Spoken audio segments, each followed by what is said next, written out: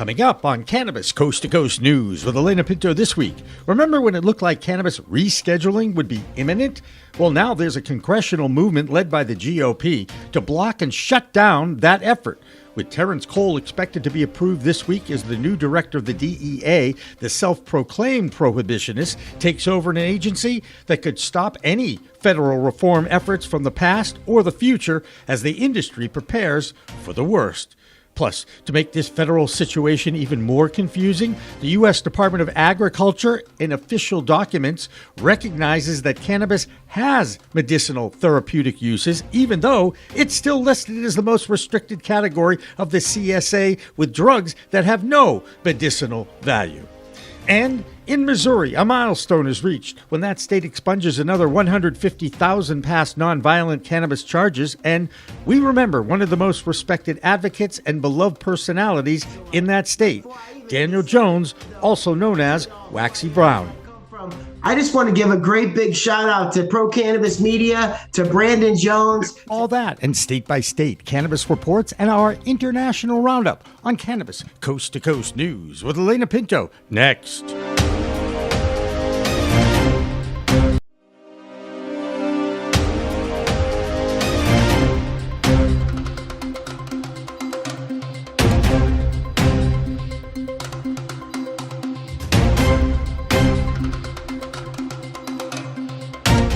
Hi, everyone. Welcome to another edition of Cannabis Coast to Coast News, WPCM TV's weekly record of the fight to end cannabis prohibition in our time. I'm Alaina Pinto. First up this week, the prohibitionists in Congress are moving towards blocking any cannabis rescheduling by the DEA or the DOJ. This week, Terrence Cole is expected to be approved as the head of the DEA, where the rescheduling movement ground to a halt when the new administration came into power. Now, as part of the federal spending bill and the 2026 budget, the GOP is trying to fight the Rohrabacher-Farr amendment that has annually been passed, keeping the Department of Justice away from state medical legal cannabis licensees. Since 2014, that amendment has been renewed annually as part of the budget process. But now, with the Republicans in charge of both houses on Congress, they feel empowered to change any gains made by the previous administration. It's interesting to note that this amendment only applies to state legal medical cannabis businesses. The move would block the DOJ from using any funds to move forward with rescheduling. It would also open the door for the feds to interfere with the already existing medical programs now approved in 40 states. Amazingly, this development comes in the same week that the U.S. Department of Agriculture referred to cannabis in its database as a therapeutic medicinal plant. That reference completely conflicts with its status as a Schedule I controlled substance with no medical value. Andrew Behringer attempts to sort this whole mess out. I'm Andrew Behringer with the Washington, D.C. report for Cannabis Coast to Coast News. Last week, Senate Republicans signaled they will be moving forward with the nomination of Terrence Cole to lead the DEA, which is a key position in ongoing drug enforcement efforts. A major focus for Cole is the rescheduling of cannabis, which has been on hold since January. During a Senate Judiciary Committee hearing in April, Cole was asked whether the DEA would follow the Department of Health and Homeland Services recommendation to reclassify cannabis from a Schedule I to a Schedule III. Now, when pressed, Cole avoided a direct answer, stating he would give the matter careful consideration if confirmed. Now, most analysts believe that Cole will ultimately follow the White House's guidance on cannabis policy. This nomination indicates continued federal oversight and ongoing debates over cannabis and its rescheduling. In another development, Congress recently approved President Trump's recent budget bill, but quietly removed a crucial safeguard for the medical cannabis industry. The Rohrabacher-Blumenauer Amendment, enacted in 2014, has historically prevented the Department of Justice from using medical federal funds to interfere with state legal medical cannabis programs. Now, this amendment has been essential in protecting patients, businesses, and caregivers operating legally under state laws, despite cannabis remaining federally illegally. However, recent amendments to the spending bill eliminated these protections entirely. Cannabis advocate and political consultants warn that this provides vulnerability to federal prosecution, asset forfeiture, and banking restrictions. The removal threatens nearly 500,000 jobs and could severely restrict patient access to medical cannabis. Many others explain that this is strictly just a political move. Even if protections are later reinstated, new restrictions could be added, especially near sensitive areas like schools or playgrounds. Industry stakeholders warn that this could push many operations underground, allowing the federal government to regain near unfettered authority over most of the industry and risking a full collapse of the legal medical cannabis market in the U.S. Well, that's the Washington D.C. report. I'm Andrew Behringer, reporting for Cannabis Coast to Coast News. Also this week, a group of 45 cannabis advocacy and medical groups, including Americans for Safe Access, U.S. Pain Foundation, National Multiple Sclerosis Society, and the Epilepsy Foundation of America, all are calling on congressional lawmakers to protect the state medical cannabis programs and not allow those protections to be removed from the budget and spending bills that are currently being discussed in committees. One of the oldest and most active lobby groups in Washington, D.C. is the National Cannabis Industry Association. As part of their weekly Voice of Cannabis podcast with executive producer Jimmy Young, both Aaron Smith and the NCIA's Director of Government Relations, Michelle Ritter-Friberg, gave an update on the current rescheduling efforts and the movement to stop them. NCIA will be asking the administration to, get this back on track in an expeditious way.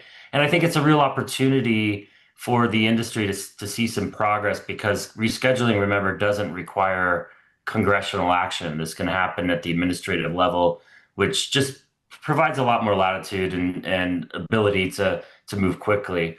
And there are some threats in Congress to try to undermine that process. We are very concerned by a provision that was included in this year's Commerce, Justice, and Science Subcommittee bill that essentially says that the Department of Justice cannot use any of its federally appropriated funds to implement rescheduling. So let me break that down for people. What it means is that if this provision was to become law, which again, it has not become law yet, it still has a long way to go, that the Department of Justice cannot use any money to reschedule marijuana. So even, and again, this is all looking down a very long chain of events that has not happened yet, deep into the crystal ball. But, that does mean that we could be living in a world in which, potentially the rescheduling process gets moving again, whether that is through the administration, the new administrator, or through Congress. But if this appropriations language is passed and placed into law, it means that all of that could be potentially moot.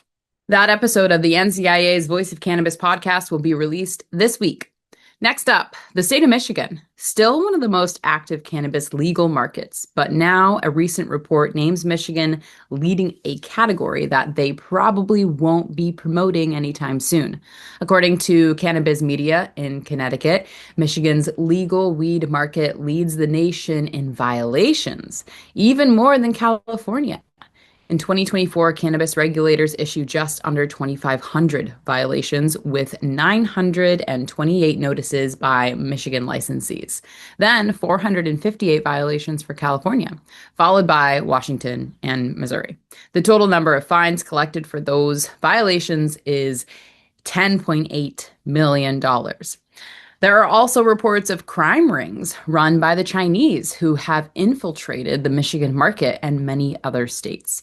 Amie Carter is our Michigan correspondent and is very active in state policy, and this week was back at her state house in Lansing fighting against a bill that is being debated regarding drivers operating under the influence of cannabis, even if they are not deemed impaired. Here's Amie. I'm Amie Carter from Michigan Weedsters, reporting from the Capitol for this week's Michigan Report for Cannabis Coast to Coast News. Let's dive in. Today, a coalition of Michigan's leading cannabis advocacy gathered to oppose House Bill 4391. This proposed legislation seeks to authorize roadside saliva testing for cannabis, raising concerns about its scientific reliability and constitutional implications.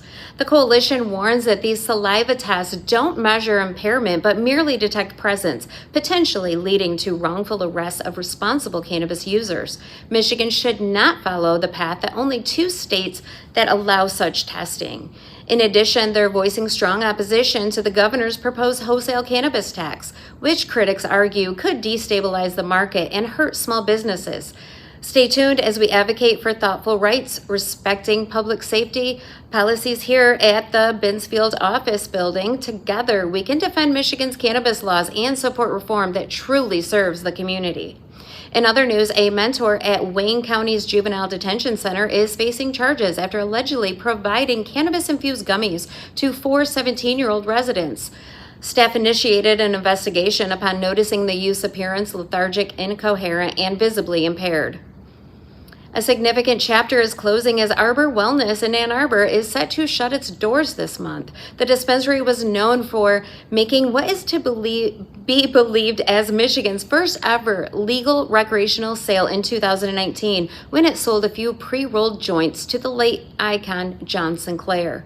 In Pinckney, C3 Industries is seeking to establish a new dispensary in a former fire station and is collaborating with village officials to secure the town's sole cannabis license. Additionally, cannabis prices continue to decline across Michigan, leading to decreased tax revenue. Local governments may soon start feeling financial pressure, and industry leaders caution that small growers may not endure the challenges of the state's oversaturated cannabis market without necessary reforms. I'm Amy Carter with Michigan Weedsters reporting for Cannabis Coast to Coast News. One of the biggest stories in the cannabis world last week was the Immigration and Customs Enforcement raid on a pair of California farms that led to over 300 arrests and 1 accidental death. Jackie Bryant is a veteran journalist and advocate in her state, and this week she talked with our executive producer, Jimmy Young, about some of the issues going on in California. Thanks, Alaina. I am so excited to welcome Jackie Bryant back into the WPCM TV / Pro Cannabis Media family. Jackie is from California, a very respected freelance journalist who once wrote an article that I loved reading, and we have become friends ever since. And I think you remember what it was all about, Jackie. Lobsters getting high. I couldn't believe it. I read it. I love you for it. And I so appreciate you taking the time away from your new child to join us here a little bit and give us some insight on California. Yeah, absolutely. What do you got for me? I'm stoked to be back. Let's talk about what happened in California last week with the ICE raids. And of course, you know, when it becomes the cannabis community that gets targeted here, it tends to get a little bit, I don't know, I always think of conspiracies. Did they pick this farm because they were growing cannabis, or did they pick it as a farm and that is producing produce? And or did it even matter, do you think? You know, I think there's probably a lot of things going on here. I don't doubt that the reports of having minors being present or working on the farm played a big role in this, that's a problem no matter where you stand on this issue. I do think, I don't know if it was, I can't say, you know, whether or not it was targeted specifically because it is a cannabis farm. I will say that a large number of undocumented folks work on farms, period, in the United States. A very large number of the, you know, farm labor force in the United States is made of undocumented workers. So if there is a political intention to target California and then target farms, that's obviously a pretty easy way to go. That being said, Trump did say like a couple of months, like in the last few months, that he wouldn't be targeting farms after the farm lobby freaked out when he started doing ICE raids on certain farms. And so I think maybe politically, yes, cannabis is kind of that more moral gray area where they can say where they can target farm workers with a federal mandate because cannabis is legal, as is aiding and, you know, employing, you know, people without proper work authorization. So and obviously employing children as well. So there's a lot of things going on here. I think cannabis definitely made it a hell of a lot easier. And I do think it provides a way for Trump to make an example of farm workers without targeting more traditional agricultural products like, you know, obviously food. To give you an example. So it's hard to say for sure what is going on. It does set a terrible precedent. It does open up. I mean, cannabis farms have always been opened up to this, but this all blows right through the Cole memo and variety of other federal accords and does it makes me nervous. I think it should make everyone nervous that it now sets a precedent, and maybe a mandate for raiding cannabis farms. But to be clear, cannabis is federally illegal, so technically this was always possible. I will admit, though, that after the raids, which happened on July 10th, I did think to myself over that following weekend, I remember thinking distinctly, like, oh, they're never going to legalize this. I do think that throughout history, cannabis prohibition has been used by the government at all levels to target Black and Brown people and other marginalized communities. It's a very easy way in. If you keep it illegal, that's a very easy way to engage with them and get them into the justice system. So my takeaway from what happened very personally is that, why would they legalize it if they can have this as legal cover for targeting so many other, initiatives politically? So that's just a very long-winded way of saying I don't know, but those are the nuances that are present there. The entirety of that interview will be released later on our distribution network. Next up, some movement in Pennsylvania's legislature towards starting an adult use legal market in that state that already has a vibrant medical program. Now, a bipartisan bill is being debated before being presented to their governor, Josh Shapiro, who is poised to sign it. One state that has slowly moved towards a medical program is the state of Nebraska. That state has now issued an adult use and medical cannabis license to the Omaha tribe in that state. And Tina Tasaka has that story and the Nevada report next. I'm Tina Tasaka with 420 Technologies, and this is the Nevada and Tribal Nations report for Cannabis Coast to Coast News. The Cannabis Compliance Board, CCB, has released new statistics for July, and here's the breakdown of licensed establishments for Nevada. The total active operational licenses statewide is 378. Here's the breakdown. Cultivation facilities, 119. Production facilities, 95. Independent testing laboratories, 8. Consumption lounge facilities, 2. Retail cannabis stores, dispensaries, 106. Medical cannabis dispensaries, 1. And distributors, 47. And more in Nevada. This week, the Champs Trade Show, the largest counterculture event in the U.S., returns to the Las Vegas Convention Center South Hall, July 23rd through July 26th. Hours are 11 a.m. to 6 p.m. daily. New this year, Champs is debuting a dedicated mycology exhibit space showcasing mushroom-related products, cultivation tools, and innovations in the growing psychedelic and wellness markets. Learn more and register at champshow.com. Will Snoop be there? The Omaha tribe of Nebraska became the first government in the state to fully legalize and regulate both medical and recreational cannabis effective July 15th. The unanimous tribal council enacted the new Title 51 Cannabis Control Code, which establishes licensing, testing, advertising, enforcement, seed-to-sale tracking, and a tribal cannabis regulatory commission. The Omaha tribe is not waiting on broken systems to deliver. Omaha Tribe of Nebraska Attorney General John Cartier said in a statement, "We are asserting our sovereign right to govern, protect our community, and build a sustainable economy that reflects our values.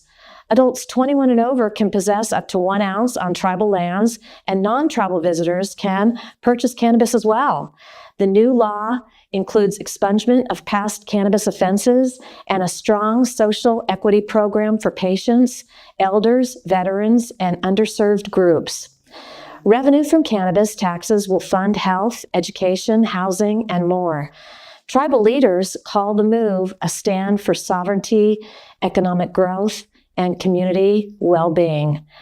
That's it for the Nevada highlights and Tribal Nations. I'm Tina Tasaka with 420 Technologies and Cannabis Coast to Coast News. I'm Jennifer Boozer for Cannabis Coast to Coast News. Here in Alabama, I'm reporting from Newmarket at the Farm Expo hosted by the Agricultural Commissioner candidate Dr. Deidre Willis. Dr. Deidre believes that hemp regulation should all be done through the agricultural department, given that it is an agricultural commodity. Right now, the state of Alabama has passed and now enacted HB 445. My business, Cannabama, and many other stores across the state of Alabama have now closed or are about to close. Our revenue has gone down to 10% or less, and no business can survive in these conditions. There is devastation around the state of Alabama, and we're continuing to receive calls every day, even 3 weeks in, from customers who want to know what can they do. The hemp industry has provided the only access to plant medicine in the state of Alabama for the last 7 years. And now, businesses are shuttering in every city and every municipality across the state. We're here today to support candidates who are pro-cannabis and pro-hemp in the state of Alabama. State Senate candidate Manny Ledkins from District 14, along with Dr. Deidre and others, we're here to speak about how important agriculture is to the state of Alabama. We are, in fact, a farming state, and how things like cannabis and hemp should be under the purview of the agricultural department, given that it comes from the ground. Also in the state, we've had our first arrest for possession. A woman in Limestone County was arrested, pulled over, and she was found to have 7 hemp pre-rolls and a THCA vape. We have no more information, but she was arrested on multiple charges. And now in the state of Alabama, possession of a hemp joint carries a Class C felony, up to 10 years in prison, while possession of fentanyl is a Class D, and illegal weed possession is only a misdemeanor. Stay tuned to Sweet Home Cannabama every week on FM Talk 106.5 and right here on YouTube under the Sweet Home Cannabama page, where we're going to keep you updated on everything happening in cannabis in Alabama for the last 6 years, and we're going to keep it going as long as we can. For Cannabis Coast to Coast News, I'm Jennifer Bruiser. That'll do it for the A block or first section of this week's Cannabis Coast to Coast News show. We have more coming up next, including our block of international reports from Europe to Canada. Cannabis Coast to Coast News continues after this break.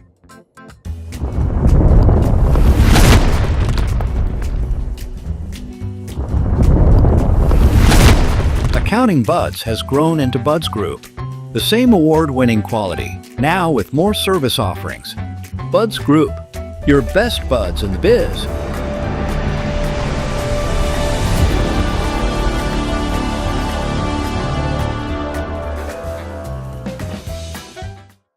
Looking for PR that over-delivers on expectations? At Maverick Public Relations, they pair big agency experience with personalized attention. From launching award-winning brands to securing top-tier media hits, their data-driven communications team helps visionary leaders and entrepreneurs rise above the media noise. Maverick PR is responsive, collaborative, and relentless about results and ROI. Visit themaverickpr.com and make headlines together.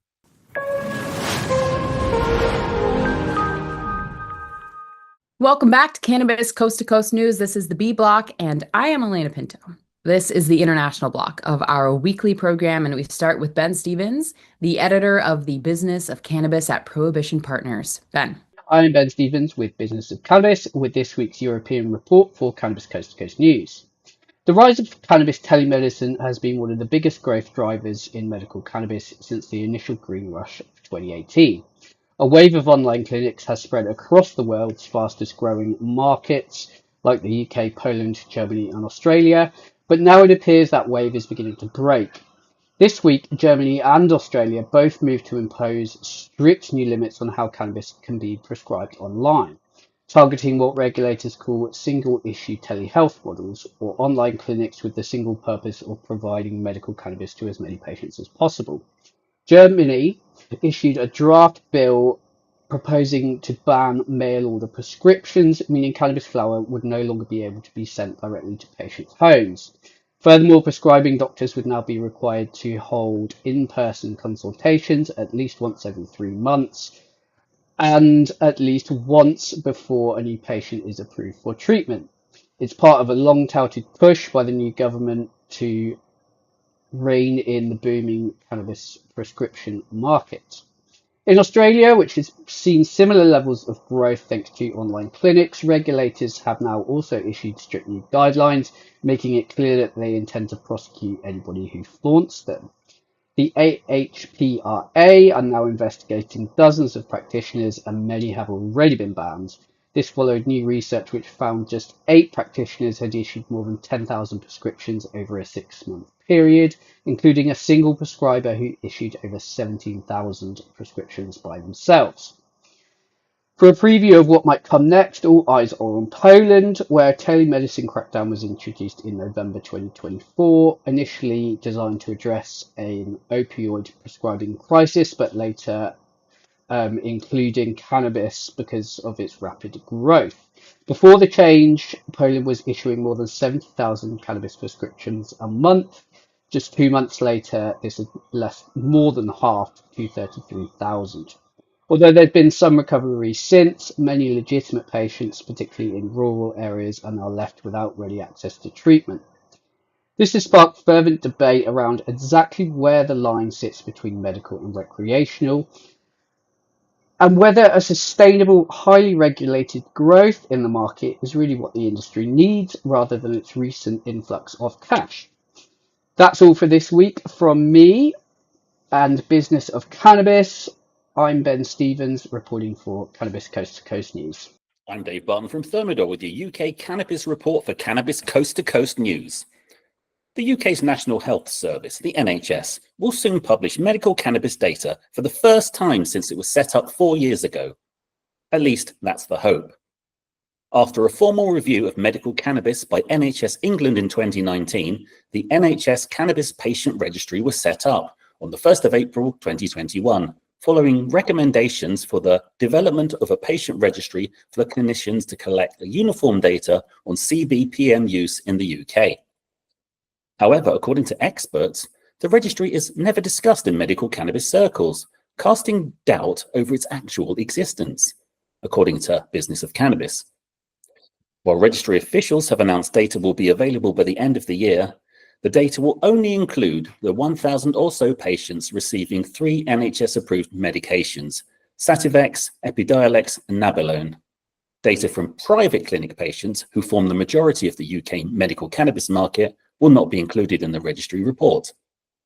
That's all for this week's UK report. I'm Dave Barton from Thermidor, reporting for Cannabis Coast to Coast News. The last 2 years have been sobering for the entire cannabis industry, and now a report from the San Diego Post has some news about the valuations of some of the biggest multi-state operators and how the crash has occurred so fast. Some companies are packing it in to minimize their losses.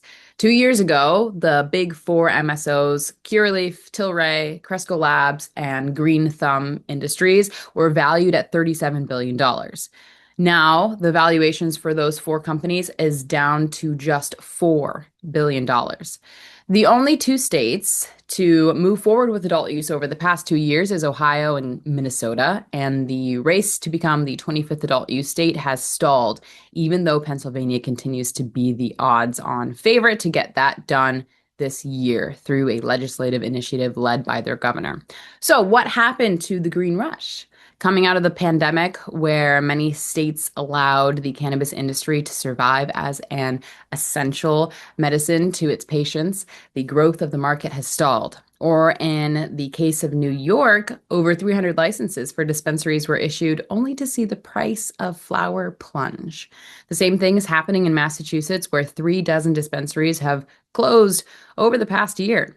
But still, there is hope for some in the Bay State, as Curtis Emery explains in his Massachusetts report this week. I'm Curtis Emery, a bud tender from Resonate in Worcester, Massachusetts, with the Bay State report for Cannabis Coast to Coast News.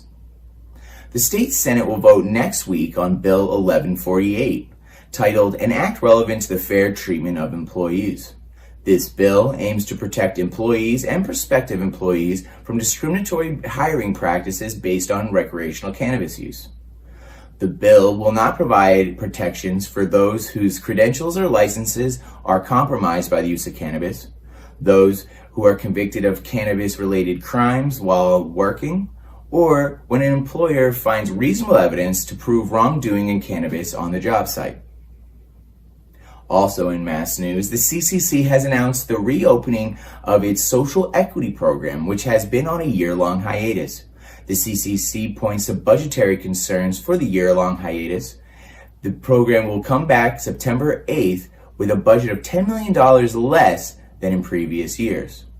The September 8th cohort will include the 229 applicants accepted last year. For those interested in applying for the social equity program with the CCC, applications open again August 1st. Until then, I've been Curtis Emery with the Bay State Report for Cannabis Coast to Coast News. On the West Coast, one of the earliest states to legalize is Oregon. Over the past few months, that state has been the site of a series of violent robberies targeting licensed growers and businesses. Unfortunately, those attacks are continuing despite law enforcement's efforts to stop them. Here's Marianne Cursetjee with her report from Oregon. I'm Marianne from Alibi with the Oregon Cannabis Report for Cannabis Coast to Coast News. The Oregon cannabis industry has been plagued with robberies and burglaries for the last couple years. There have been at least 24 documented burglaries of licensed facilities so far this year.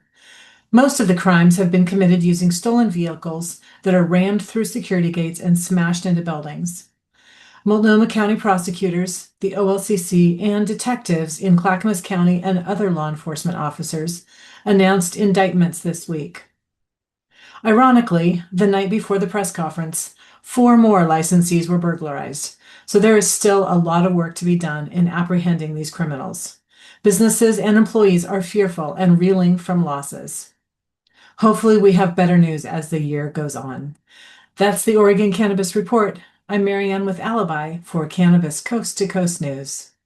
Hi, I'm Matthew Friedlander with Skagit Organics, reporting from beautiful Leavenworth, Washington. We just wrapped up the 3rd annual Summer Classic Golf Tournament hosted by the Cannabis Alliance, Washington's largest and most effective cannabis trade group. We were down at the Leavenworth Golf Club just down the road. Great event, super fun, really nice to just get together with community and just have a good time and kind of remember what we're all doing here in the cannabis space. So back to legislation, however, though, we are in the interim of our legislative session, and we are starting to ramp up our review of new and ongoing legislation. There's a effort to revamp our tax structure here in Washington, and there's going to be some legislation to overhaul leadership at the LCP, so the Washington Liquor and Cannabis Board. So we are keeping an eye on those 2 pieces of legislation pretty closely. There's a lot of other things we're working on as well, but that's what I've got for you this week out of Washington State. I am Matthew reporting for Cannabis Coast to Coast News.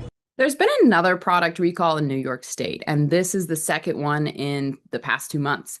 This one involves the East End Flower Farm, labeled as Harvest. No reports of sickness or any other adverse effects by consumers, but it was a lab called Lexichrome Analytical that passed the products that were pulled from the shelves. When those products were retested, they tested positive for banned pesticides. That lab is no longer allowed to do any more testing in the state of New York, according to the Office of Cannabis Management.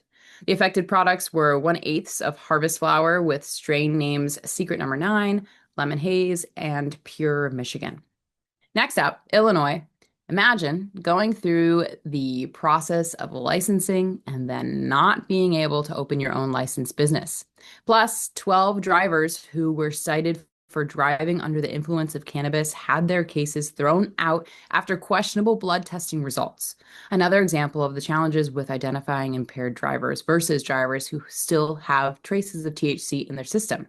Here's Mark Allen and his assistant, Bird, the cat. What's up, everybody? I'm Mark Allen, the Chicago clone guy. Thanks for tuning in to Cannabis Coast to Coast News. This is the Illinois Report. This is Bird, as always. Thanks again for tuning in. Interesting news. I recently reported a couple months ago about University of Illinois Chicago. They were doing the blood test results for DUI-related arrests for the state. Well, you know, when they were giving the state flawed results, and they knew it for a while. Well, nothing to see here because UIC hired their own their own third reviewer, and that reviewer said besides a few, things that should have been modified and, minor mistakes, everything was okay for the most part. So their own third-party reviewer said that they're innocent. That's the police policing the police, just like they always had. These same people, we pay their pensions for them to throw us in jail and keep us in jail. We're paying their pensions for them to do that, but that's a whole nother story. So, long story short, it's still so corrupt now, but now they're reviewing it is on a case-to-case basis. So that being said, in the last week, they've already dropped over 12 cases. More are dropping like crazy. They're just quietly dropping them like they do so they don't get sued. It's all about the money and the control and the power, but that's how they operate here in Chicago. Woo! It's crazy, but that's what they do it everywhere. On other interesting news, not so good, the state has over 694 permits that have been allocated for cannabis grows, cannabis infusion, cannabis craft, cannabis commercial grows. The problem is only 382 of them are actually have opened. So that means 65 craft growers have not opened, 38 infusers have not opened, 106 transporting companies have not opened, and 103 dispensaries have not opened. Interesting. It's just interesting times here. Hopefully the state will make the entries to barrier a little easier and these people will get going, but I just thought those were some interesting numbers to share. But that sums up this week's news. For Cannabis Coast to Coast News, I'm Mark Allen, the Chicago Clone Guy. I'm Joe Parsons with the Virginia Cannabis Connection by Higher Education's Coffee Talk, sponsored by 97.5 3WV, and reporting for Cannabis Coast to Coast News. The Virginia Cannabis Control Authority posted an update on social media about the long-awaited online medical patient portal. While they did not announce the specific launch date, they did announce that it will now expand to serve caregivers as well as medical providers and patients. Now, as a medical patient myself, I'm definitely looking forward to better patient access and updates, especially when it comes to information on our medical program. Last week on Coffee Talk, I had an amazing veteran comedian on the show. Dwayne White from Manassas, Virginia, was a 23-year Army vet that served in Iraq and Bosnia and is now a comedian that has been touring the nation and has a comedy special on Amazon Prime called A Boy Named Shannon. Always a funny guy and vet that has been open about how cannabis has helped for PTSD and is becoming more accepted in the military. Be sure to log in to www.3wv.com to watch that awesome episode and more every week at 4:20 on Mondays. And lastly, I'd like to thank my beautiful wife and native princess Pam as my guest this week on Coffee Talk. It was our 18th anniversary this year, and we discussed our cannabis journey together and how she made me the activist and advocate that I am today. My journey has been much easier and enjoyable thanks to her love and support. And I have much more work to do, and I'm glad that she's going to be by my side. Well, that's going to do it from Higher Education's Coffee Talk, sponsored by 97.5 3WV in Charlottesville, and reporting for Cannabis Coast to Coast News. As always, I'm Joe Parsons. Until next time, stay lifted. That'll do it for the B Block this week. Next up, the Missouri cannabis community is mourning the loss of an advocacy champion who was a friend of the culture and our own Missouri reporter, Brandon Jones. It's the sad story of Daniel Waxy Jones, and now WPCM TV is stepping up with a live-streamed fundraiser to celebrate his life on the evening of Wednesday, July 30th. That story and more in the details coming up. A little bit about how you're spreading the word. Yeah, so I go by Waxy Brown. I've got a 2-hour cannabis talk radio show. It goes down Wednesdays, 3 to 5. I'm brought to you live from the Robust Cannabis Studios at KKID 92.9 out of the Ozarks, where we definitely hold it down. Penny's right up the road from me, too. So before I even get started, though, I'm going to tell you all who I am and where I come from. I just want to give a great big shout out to Pro Cannabis Media, to Brandon Jones, to everybody that put this on and brought these superstars on deck, because anytime I get to share a camera with Penny Lane, I know I'm in the right space. So I appreciate you. And she put the ears on for us, everybody. We're getting deep.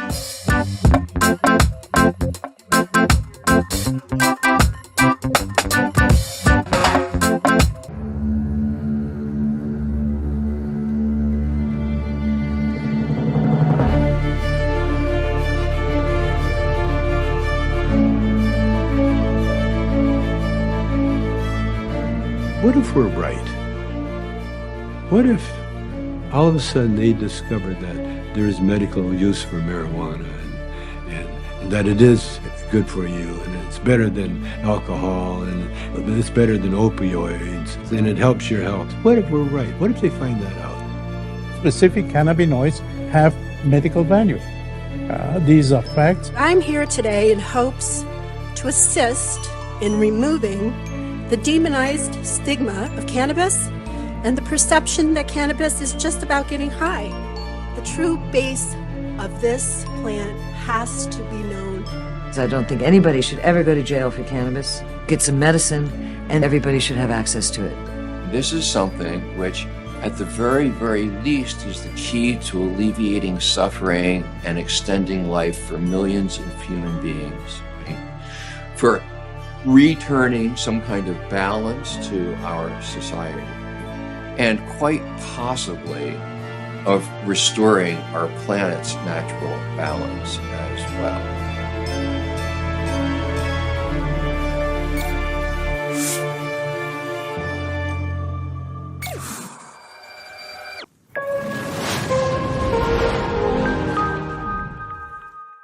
Welcome back to Cannabis Coast to Coast News. This is the C Block, or final section of our weekly show. I'm Alaina Pinto.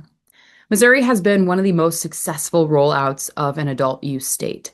The Show Me State has a vibrant market, open and functioning social consumption lounges, and outdoor events, all operating without major incidents. One major personality on the Missouri scene over the past 10 years is a former Navy veteran, radio personality, elected official, and entrepreneur named Daniel Waxy Jones. 2 years ago, he was a guest on one of the longest running shows on pro-cannabis media, the Green Rush Live program, that was produced for 3 years and over 150 episodes. Brandon Jones has more from his beloved home state and the sudden passing of a friend of his and the state's community. Hey everybody, it's Brandon Jones with B Green Distribution with the Missouri Cannabis Report for Cannabis Coast to Coast News. And yes, this week is a very somber and tough week for us here in Missouri. If you haven't been on social media or seen, if you don't follow the cannabis world, you've probably already seen this, but Daniel Waxy Brown has passed away. He felt like he was having little panic attacks through the day, and it felt like he basically had a cardiac arrest in his consumption lounge and passed away at 47 years old. For those of you that don't know who Daniel Waxy Brown Jones was, he was, first of all, a soldier. He was a Navy veteran. He served 8 years. He was an intel photographer and went in with Iraqi freedom and was in Iraq. He also ran for council office in his city and was elected, only to get kicked out of office for being arrested for a nonviolent cannabis crime. He has been an advocate here in the state, speaking out for so many at state legislature, at numerous events. Anywhere he was, Daniel spoke for plant medicine over pill medicine. It started when he saw all the veterans going through the pain that they were going through and seeing 22 commit suicide a day. He became a strong advocate to get people off of all of the drugs that they were being given after they were getting out of the military and not given enough support, and was trying to get more advocacy to get access to cannabis to veterans as well as all in the community. He just opened his own consumption lounge in his hometown of Rolla, Missouri. Last Saturday was supposed to be his first huge show, with Mendo Dope coming all the way to perform cannabis culture inside his cannabis consumption lounge. And yes, it still did go on in his honor, but it was his dream that had come to fruition in his home state that he unfortunately did not get to see.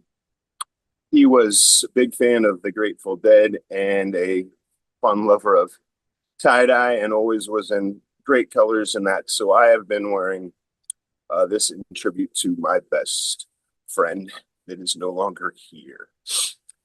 So for all those out there, hug your loved ones. Make sure that you tell those people that you care about them. And one thing that Waxy would be extremely proud on, and yes, I'm supposed to be doing news, is there was 150,000 people that we have left out of jail here for cannabis expungement. Expungement has reached 150,000 in the state of Missouri. I'm sorry, I can't speak very well right now, but that's something Daniel will be extremely proud of, that those people are getting out of jail for non-violent cannabis crimes, and that has reached 150,000 in the state of Missouri. I don't think that number would be there if it wasn't for Daniel and people like him standing up for what people should have and not be in jail for a non-violent crime smoking plan. I wish I had 4 hours to talk, but we will be doing a show thanks to Jimmy and the kind people at Pro Cannabis Media in Waxy's honor on July 30th. He does have a GoFundMe page to help his family and his friends. So if you could please join us on July 30th, we will be doing a show for Waxy in his honor with some people from the Courage and Cannabis books as well. He was also written about in that book with his change and his advocacy. So again, I'm Brandon Jones. Morning here in Missouri. Pro Cannabis Media's Coast to Coast News. Have a great day. The live special celebrating Waxy Jones's life and influence on the cannabis community of Missouri will be live on Wednesday, July 30th at 8 p.m. Eastern, 7 p.m. Central, and 5 p.m. Pacific Coast time. We'll have registration details next week on Cannabis Coast to Coast News. Next up, the state of Maryland, where growing pains are starting, including some bad actors who are violating state regulations. Here's Christopher Bright in Maryland. I'm Christopher Bright from The Enlightened Voice. Welcome to Cannabis Coast to Coast News. I'll be bringing you the latest cannabis headlines from Maryland. A surprise inspection by the NCIA has landed Sears Natural in hot water. The September 2023 inspection at their Spectrum Drive facility uncovered multiple violations of Maryland's Cannabis Reform Act. Issues included an improper sublease with Patriot Medical Laboratories, raising concerns about operational control. The company also failed to maintain proper security protocols with inadequate visitor logs and supervision. Additionally, inspectors found outdated cannabis products not properly segregated and poor equipment sanitation records. Sears Natural has entered a consent order with the NCIA agreeing to fix these issues and operate under stricter oversight to ensure compliance in Maryland's growing cannabis market. And now we have our content creator of the week. I would like to shine a spotlight on Jordan, aka Joe's Canico. Jo is an inspiration to all chronic illness warriors. Even though she suffers from occipital neuralgia, she has not let that stop her from pursuing her dreams. From showcasing what strains help her condition, showing some of her favorite books, or just spreading awareness, Jo is a multifaceted content creator. Definitely check her out on IG at Joe's Canico and read Jo books. And that's all for this week's Maryland Cannabis Report. I'm Christopher Bright from The Enlightened Voice, reporting for Cannabis Coast to Coast News. It was a historic week in New Jersey where the Garden State issued its first 4 licenses for consumption lounges. 2 of them are going to be located in Atlantic City, which could turn into a major attraction for that coastal resort and casino community. Here's more from the Garden State with Jill Goldsberry. Hey, Jill Goldsberry here with Cannabis Coast to Coast News, and there's big news out of New Jersey this week. For the first time ever, Cannabis Regulatory Commission, the cannabis regulators have officially approved on-site cannabis consumption for New Jersey. I know, I can't believe it either. But 4 dispensaries have gotten the go-ahead, High Rollers in Sunny Tiana, Atlantic City, also another dispensary called Ginseng out of Mercantile, and Urban out of Newark just got the green light from the Cannabis Regulatory Commission to have on-site consumption. And the best thing is all 4 of these dispensaries are diversity owned. They are minority, women owned, veteran, and disabled owned dispensaries. And the chairwoman, Diana Hugh out of the Cannabis Regulatory Commission said that this is a milestone and that these spaces are going to provide legal safe options for cannabis consumption. And we are all about that. So if you're looking for a place to consume, check out one of these places because they're all available for you to consume. In other news, if you're looking for wellness events to add into your cannabis consumption, I've got several that you want to check out. There is a Cape May event coming up, Cape May Beach event coming up with Butter Cake.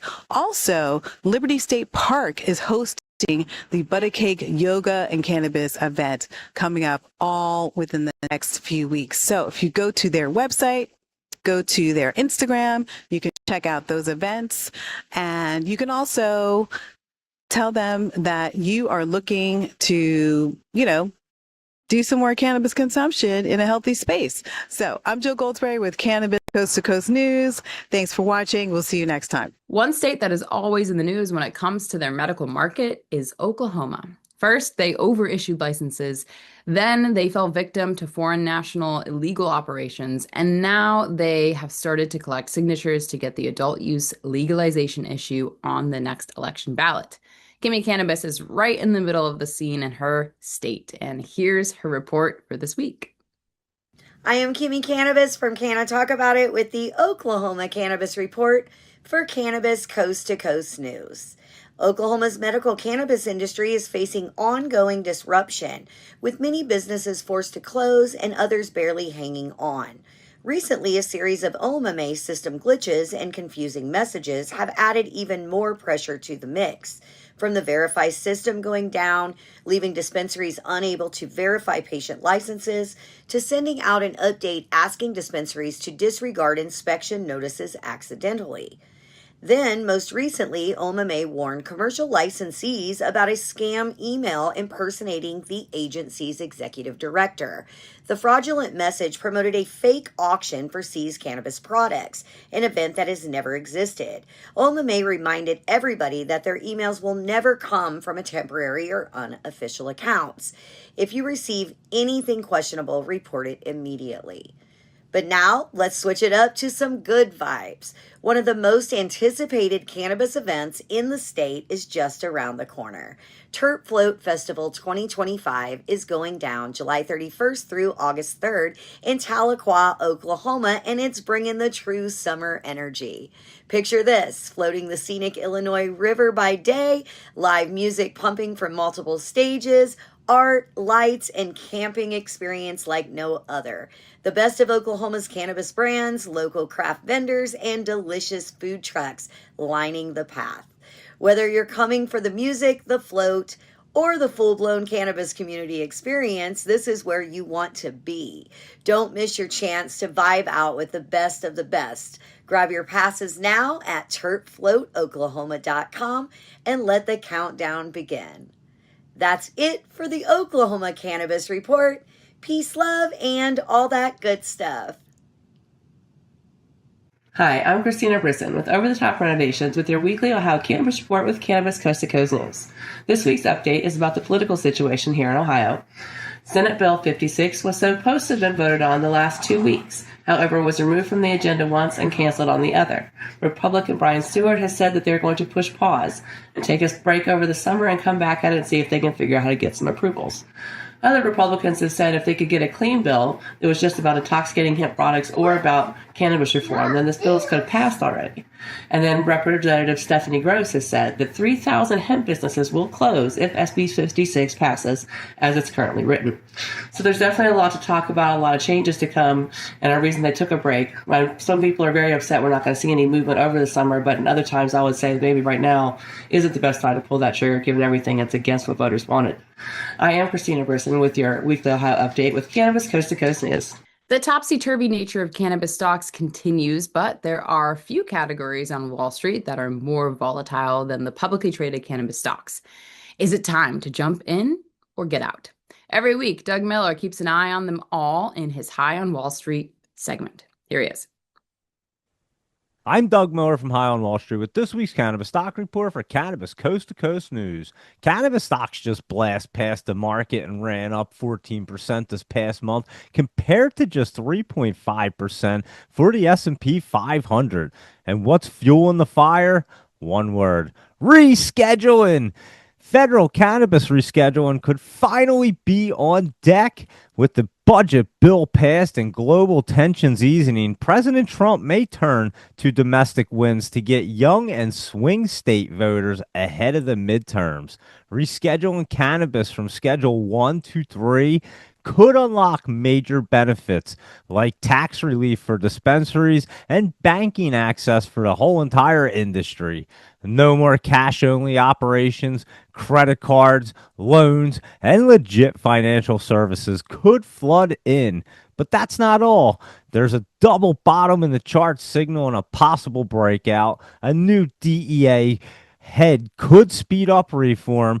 87% of Americans support legalization. Trump allies are pushing hard for reform, and athletes like Mike Tyson and Kevin Durant are demanding action. So let's see what the cannabis ETF MSOS stock chart looks like. It's trading around $2.54, and it recently ran up, and it just has a little bit of healthy pullback right now. So watch for these dips because it's going to be setting up soon. And that's this week's Cannabis Stock Report. Reporting for Cannabis Coast to Coast News, I'm Doug Miller.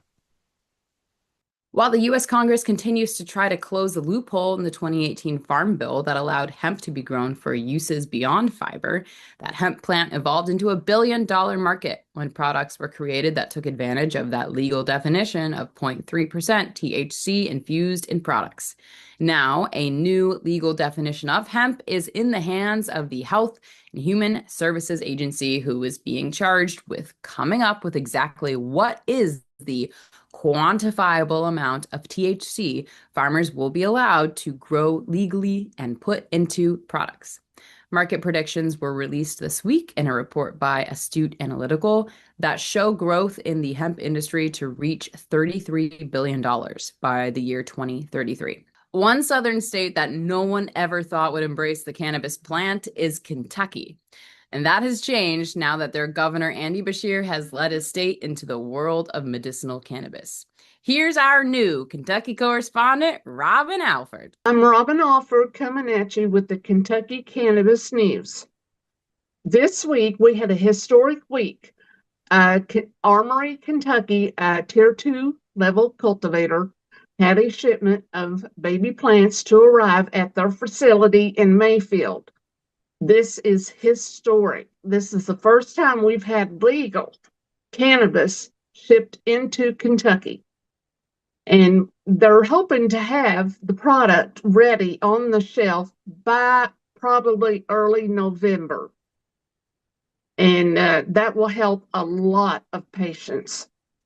So this is Robin Alford coming at you with the Kentucky Cannabis Report, coming at you with Cannabis Coast to Coast News. And finally, credit for this one goes out to Steve Bloom and the Celeb Stoner newsletter.